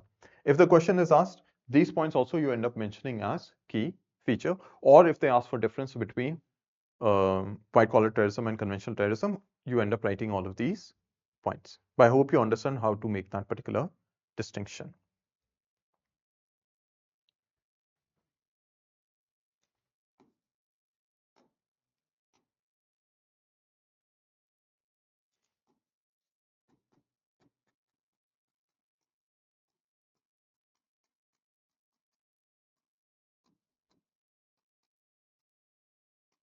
All right.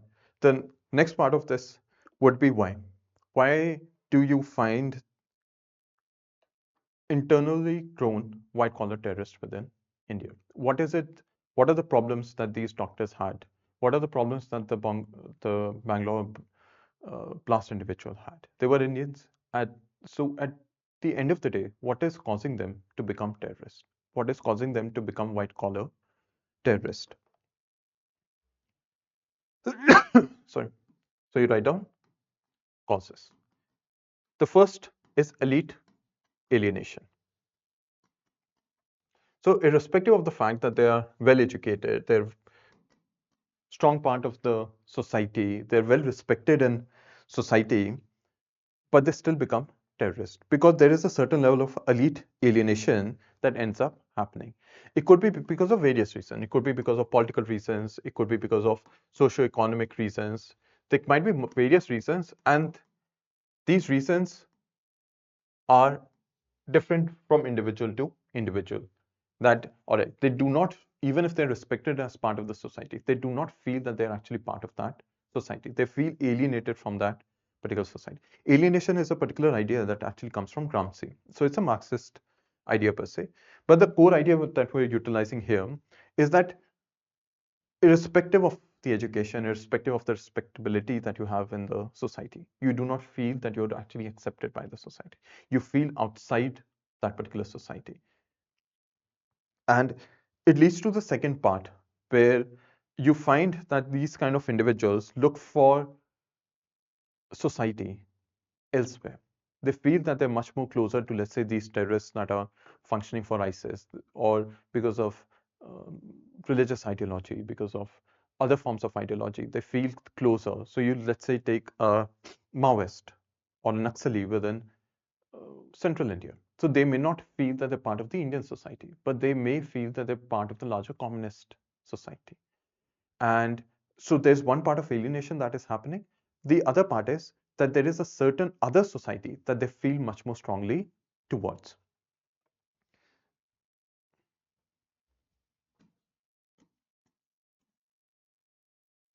So it leads to the need for influence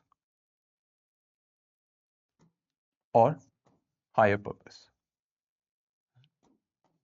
So as a white collar terrorist, because of the ideology that I believe in, whether it's religion based, whether it's, let's say, Maoist, whether it's insurgent groups, that, all right, I'm fulfilling a much more higher purpose in relation to God, in relation to my ethnicity, in relation to the communist ideology, or whatever it may be.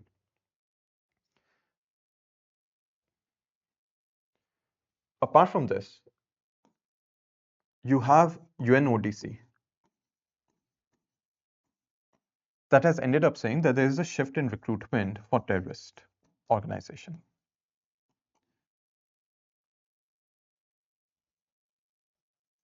So initially, you would have terrorist organizations that would look for uneducated and disprivileged individual.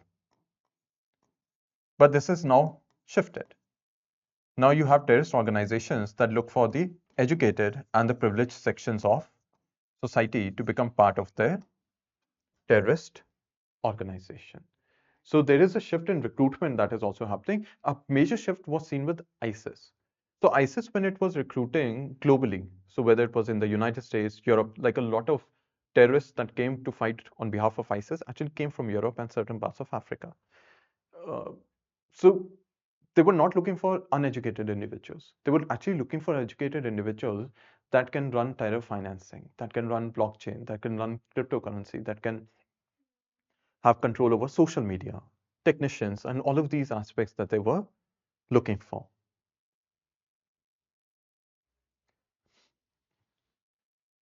The other cause is radicalization through ideology.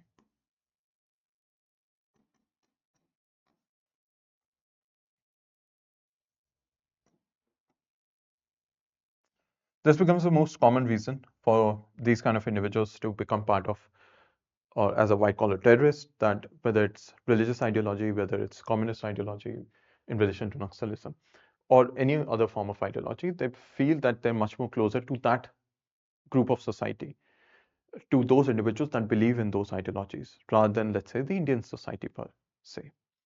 And the last reason, or the last cause for white collar terrorism, are sometimes what are known as emotional triggers, meaning there is a particular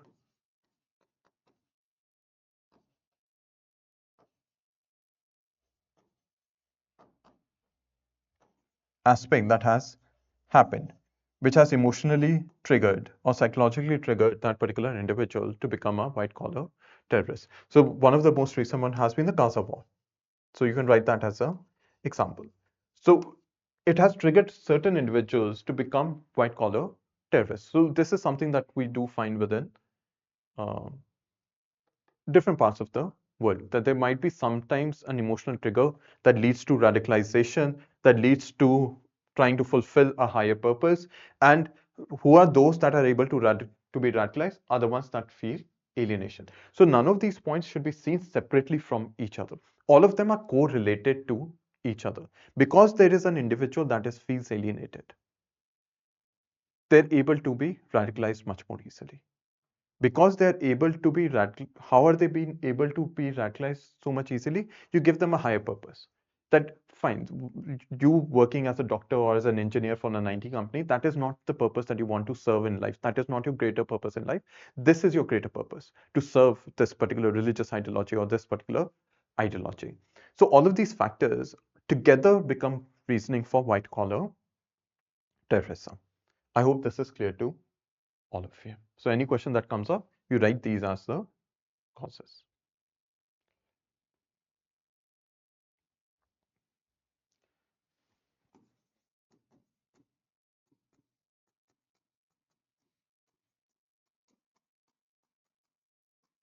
The other aspects that you find in the JS questions being asked are methods. What are the various methods for terror financing? What are the various methods that are used for, in this case, white collar terrorism? Like, what are the actions that a white collar terrorist undertakes? So the first aspect would be terror financing. That one of the main jobs that they end up having is terror financing. So they are just sometimes the ones that are directly supporting or giving the money to these terrorist organizations, or they are the ones that are using Hawala networks or cryptocurrencies or other forms of mechanisms to undertake terror financing. Sometimes you may find the role of NGOs coming up here. So one of the aspects that you study in GS paper 2, because you have self-help groups, NGOs, and all of this within that part of the syllabus, is that the Government of India has recently undertaken cancelling of FCRA licenses, meaning foreign contributions. So if there is a particular NGO that the Government of India feels is not utilizing the money effectively, properly, like they may not necessarily be a terrorist supporter. So they end up cancelling the FCRA, meaning you cannot get foreign contribution. The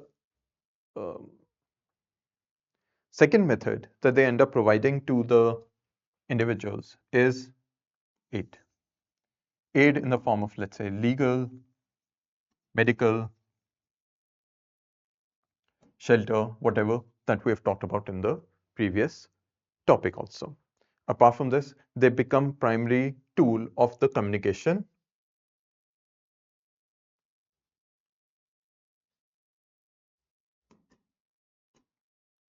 between the terrorist and their handlers and among various members of the terrorist organization. Like, I'll give you an example.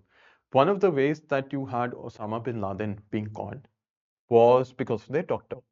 So there was a particular individual that treated Osama bin Laden, and he was a doctor within Pakistan. Later on, the CIA and basically the US intelligence ended up recruiting that individual. And he ended up giving away so it's a famous story. So he ended up taking a blood sample, or I think a hair sample of Osama bin Laden. And how do you, like, how would the Americans know that this is the same individual? Like, how do you know that this is Osama bin Laden? So that particular doctor ended up taking the DNA sample of that individual. And there were certain Saudi, like Osama bin Laden's family is still living in Saudi Arabia. They're very close to the Saudi family and to the Americans. Some of them are US citizens also. And then they ended up doing a DNA comparison with the family members that Osama bin Laden had, and they got to know, all right, this is Osama bin Laden. And then they undertook the killing or the assassination of Osama bin Laden within Pakistan. So the doctor here was the communication network for Osama bin Laden, not just as a doctor himself, but to other networks of Al Qaeda. And that doctor became very helpful for the American intelligence. This is something that India is also looking forward to. And this is something we saw with the Delhi bomb blast also, that once those individuals were caught from Al-Falah, which is in Faizabad, you got to know about the larger network that was in Jammu and Kashmir also. So the NIA, National Investigative Agencies, and others were also able to arrest other individuals that were part of the white collar terrorist or the overground network within Jammu and Kashmir also.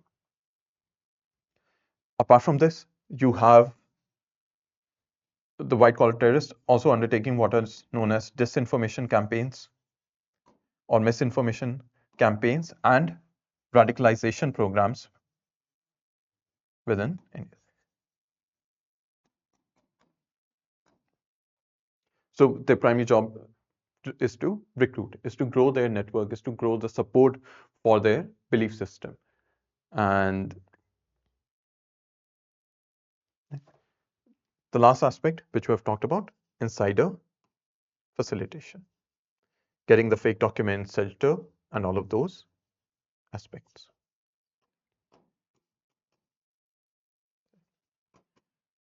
So if a question is asked, these are the various methods that you end up writing what a white collar terrorist does. And the last aspect would be that you also need to make sure that in a UPSC examination, you need to write examples. So there are various examples. The primary reason we've talked about white collar terrorism is because of the Delhi blast. So that becomes the first example that you end up highlighting. So you had the Delhi or the Red Fort blast, right?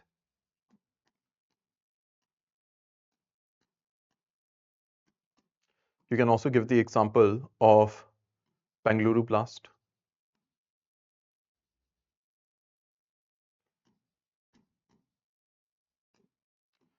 You can also give the example of the 2016 ISIS module from Hyderabad.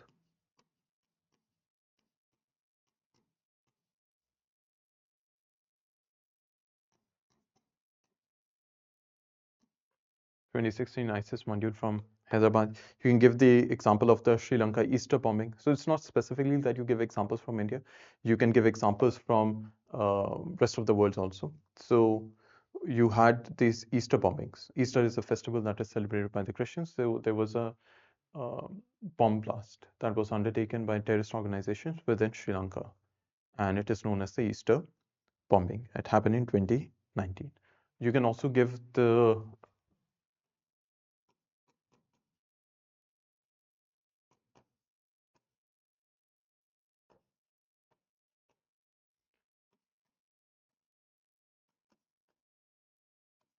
one more international example you can also give is the Glasgow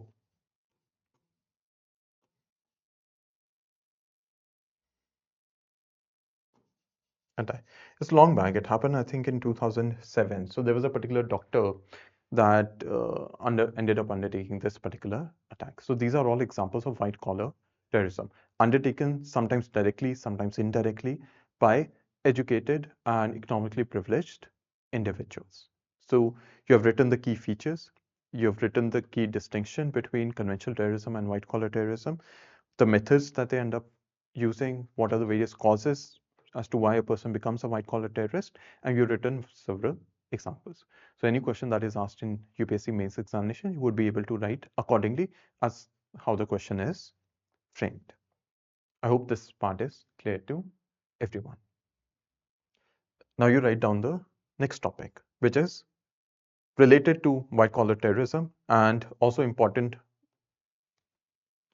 for the mains examination, which is urban terrorism.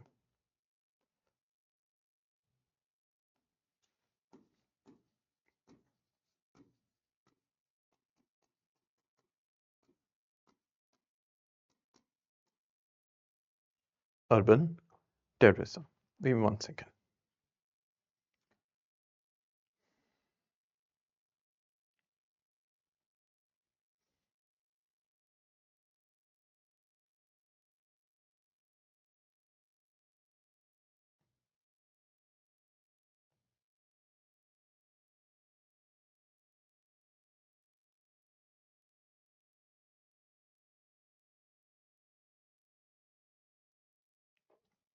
Urban terrorism.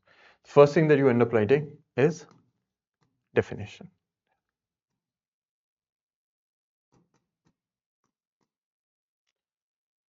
Right up.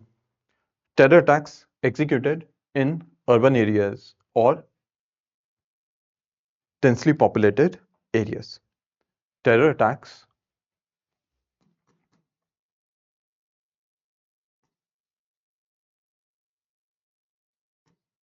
in urban areas or densely populated areas.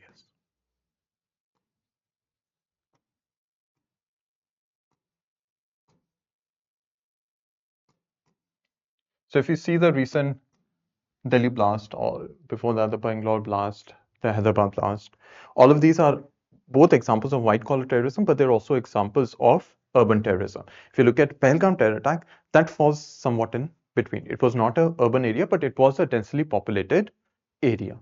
And it was also but it was not an aspect of white collar terrorism. So depending on how the question is framed, if they've asked for white collar terrorism, if they've asked for cross-border terrorism, if they've asked for urban terrorism, you need to pick the examples appropriately in all of this. You might have few examples that may overlay with multiple aspects, but you need to make sure that the examples are appropriate. Now, what is the primary aim?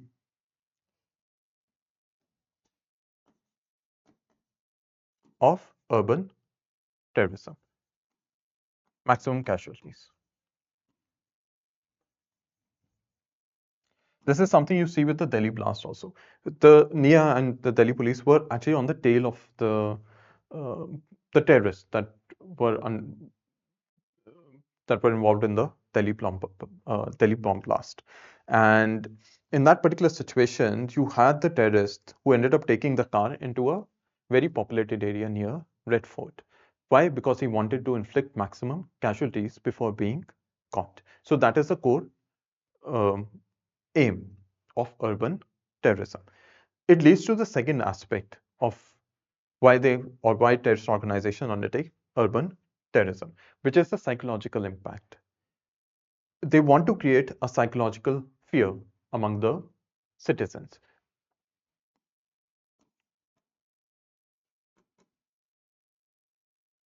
This is something you see with 9/11, the London blast, the Paris blast, Delhi blast, Akshardham attack, 26/11, whereby they want to create a certain level of fear among the citizens.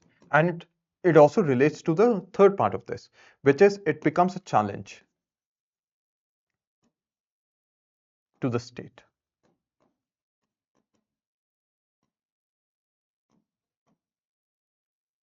Now, if you look at from a theoretical perspective, what is the primary purpose of the state? It is to protect the people. And there's a famous line that is used for state. When I mean state, it means basically a country in this context. The state is the only enabler of violence. The core idea being that in the pursuit of security, it is only the state that should be able to undertake violence or the use of arms and armaments. And if any other terrorist organization, country, or anything is able to defeat the state in this, then they are not the ultimate guarantor or the ultimate defender of security for the people. Like, I'll give you an example. You've sometimes heard of various gangs and individuals that may take hafta from hawkers or shopkeepers and all of these. So, like Bahubalis and all of this. So, what it basically means is that if there is a Bahubali, what do they call the money that they are extracting? Protection money. Protection from who? Protection from other Bahubalis and themselves.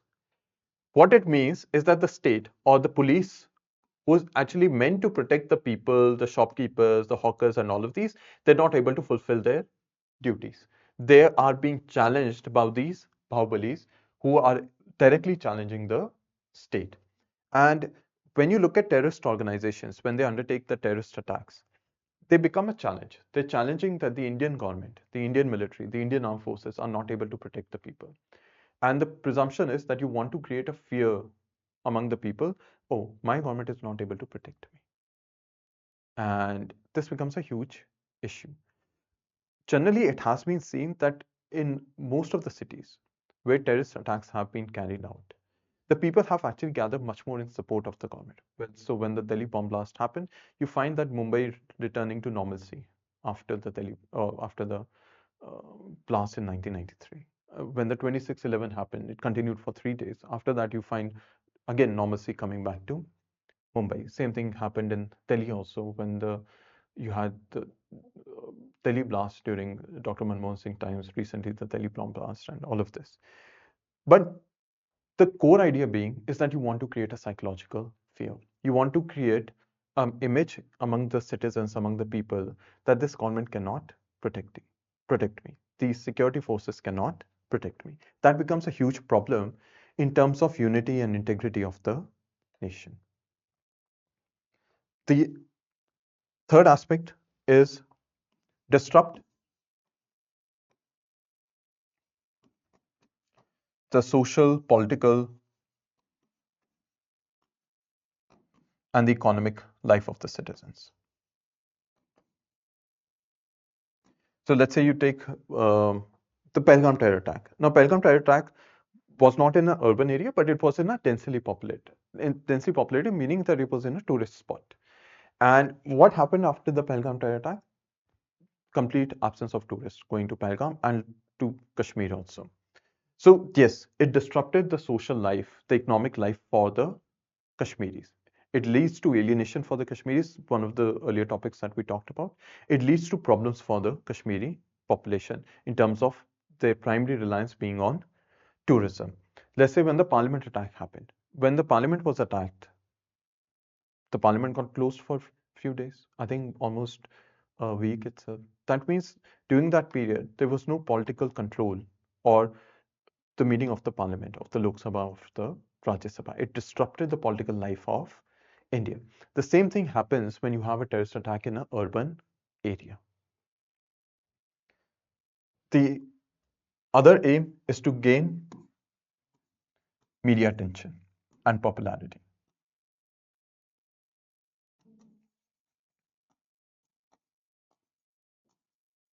So sometimes you have terrorist organizations that are looking for much more media attention, popularity within their own circles. So Burhan Wani and all of these, they also fit into this particular category, that they undertook terrorist attacks because there was a certain level of popularity and a certain level of, I think, popularity that they wanted to achieve within Jammu and Kashmir. Apart from this, you have already written challenge to state security. So these becomes the primary reason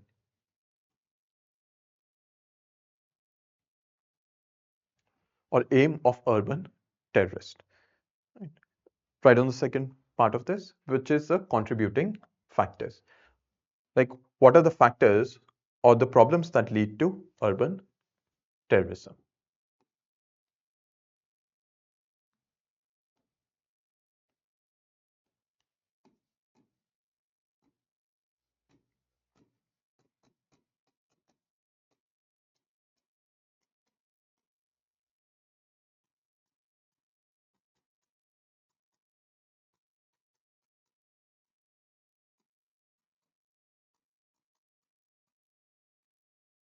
Contributing factors. The first reason would be gaps in security infrastructure.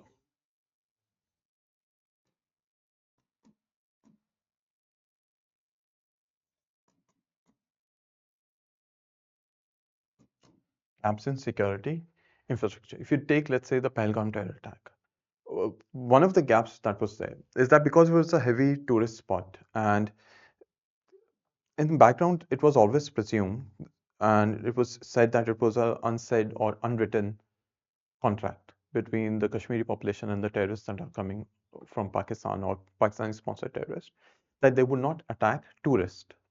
Why? Because it would impact the social and the economic life of the Kashmiris. So in the past decades, from the 1980s, we generally do not find huge examples of terrorists targeting um, tourists within Jammu and Kashmir. They do target pilgrimage So you have terrorist attacks happening against various pilgrimages that are undertaken in Jammu and Kashmir, but not largely tourist spots like Pahalgam. But this became an issue whereby you had the first primary targeting of pilgrims, or sorry, of tourists, and specifically Hindu tourists within Pahalgam. And because of this presumption that they would not target tourist spots, you find that the military presence and the police presence in these particular tourist spots like Pahalgam and other places would used to be a little less as compared to other places which were high targeted. And this was a gap within the security infrastructure now which the government of India has filled, meaning that anything within Jammu Kashmir is not beyond the attack by the Pakistani sponsored terrorists, including tourist places. The second aspect is what you find generally in urban terrorism is that it mainly uses homegrown terrorists or sleeper cells. Like when you talk about cross-border terrorism, you have various terrorists that come over from LOC, undertake a terrorist attacks within Jammu Kashmir, die there, killed by the Indian armed forces. But when you talk about urban terrorism, like terrorist activities that are in, let's say, Hyderabad, Bangalore, Delhi, Ahmedabad, what you generally find is sometimes they're homegrown terrorists, meaning they're Indian citizens that have become radicalized and undertaken these terrorist attacks. Or they're sleeper cells, meaning they have come in from Pakistan and other places and have been staying in India for months or years. And now finally they have undertaken this terrorist attack. You do not generally link urban terrorism to cross-border terrorism. The next aspect is that urban areas provide considerable targets. Right?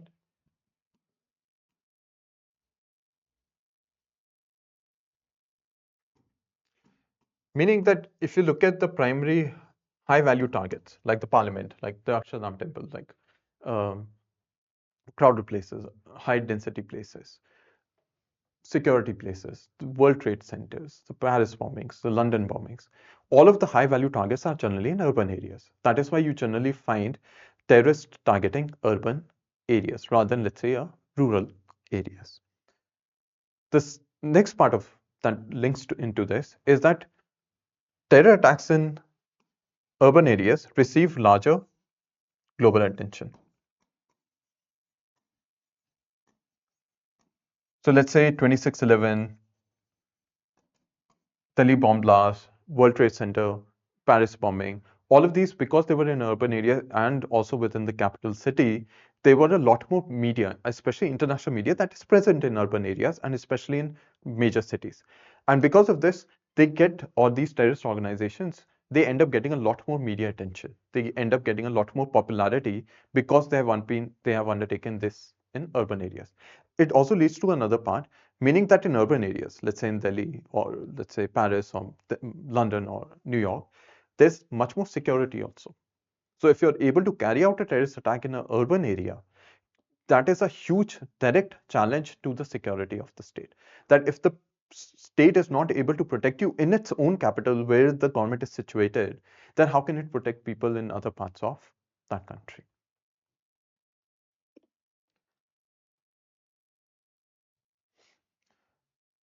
The next part is that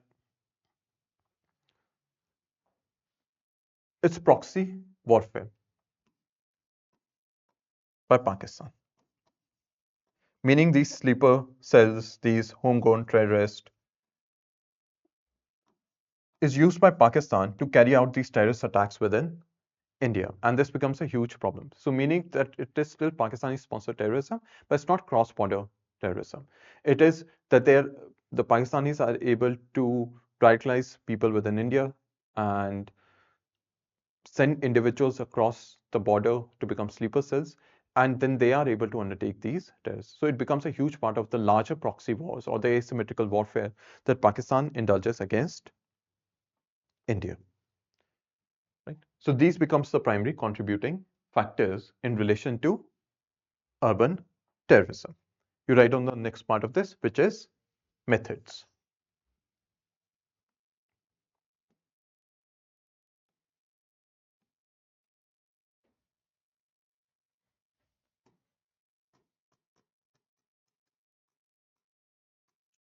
methods. So the first method that they end up using, shooting. One example that you can give here is Pahalgam.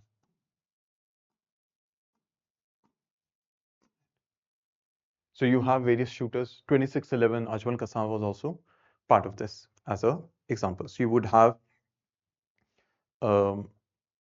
individuals that would come across and shoot shoot normal citizens, normal people. So you find this in Australia also. One of the example you can give is also of the Bondi shooting or Bondi Beach shooting that ended up happening within Australia also.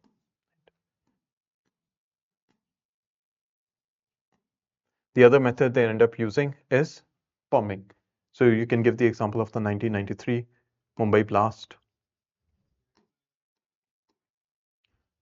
You can also give the example of the London underground bombings that ended up happening.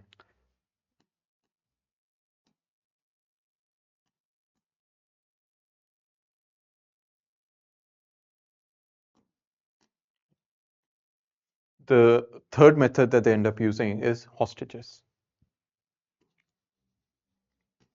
So you see this recently with Israel. So when you look at the October 7th attack that happened against Israel, you had Hamas, which ended up undertaking a lot of the hostages from the music festival or the Nova Music Festival that they ended up attacking. You find this hostages also being in 2611, that in the Taj Hotel, you had the terrorists also ended up taking hostages. Apart from this, you also have urban terrorism in relation to cyber attacks. Now, there are no good examples of cyber attacks because terrorist organizations, as of now, have not been able to crack this. After cyber attacks, you also have examples of vehicle ramming, meaning you take a truck, you take a bus, you take a car, and you ram it through a high density area. So it does create a large part of casualties. So it's quite common in the US, in European countries, where they would take a large car and ram it into a public place. You can give the example of Manchester in 2025. Happened last year actually. What had happened, there was a particular individual who took his car and there was a synagogue, which is a Jewish worship place, and there were Jewish people outside. He rammed and killed few people within this particular vehicle ramming terror attack. Apart from this, you also have what is known as suicide attacks. 9/11 is an example of this. And the last method that they indulge is in lone wolf incidents, meaning you have one particular individual who is not really tied up with any particular terrorist organization, and he himself has gotten radicalized and undertaken a terror attack. So the Bangalore blast is an example of this.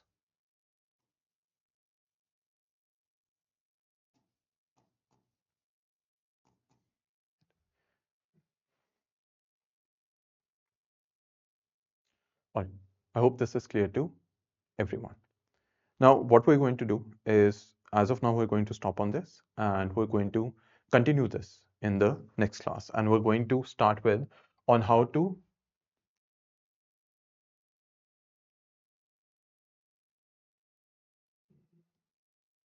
combat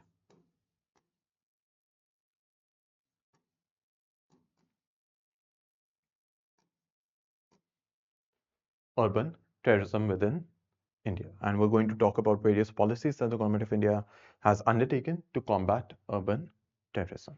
So hopefully you understand what we have covered in the class, and you understand basically what is terrorism in the context of Operation Sindoor and the Pahalgam terror attack, urban terrorism, and white-collar terrorism.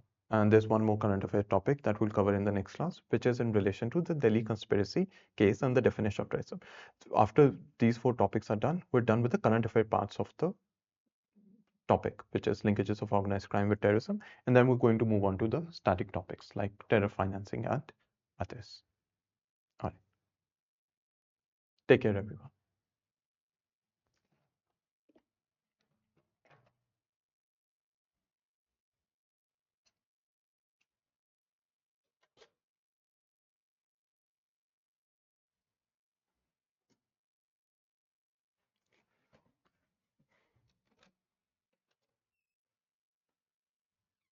Listen. हाँ sir.